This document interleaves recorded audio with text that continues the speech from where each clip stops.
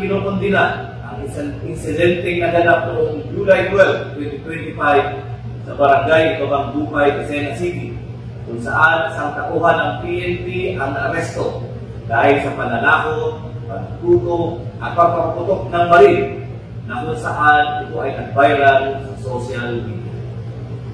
Sa ngayon po, ang nasabing pulis ay kasalukuyang nasa kustodiyan ng Lucena City Component Police Station at sisiguraduhin ko po bilang inyong provincial director na siya ay mapaparusahan at tuluyang matatagdan sa serbisyo bilang pulis.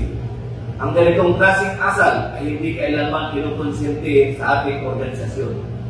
Walang puwang sa Quezon PPO ang sino mang minikumbadong tauhan na magsasamantala sa kapangyarihang ipinagkatiwala sa kanya. Ang sino mang lalabag sa batas ay mananagot saan manghanay siya nabibihan.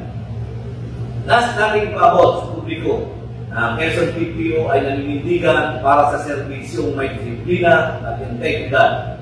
Patuloy tayong maglilinis sa ating halay at titiyakin ang mga natitira ay yakong tunay na karapat-dapat sa pagtitiwala ng sambayanan.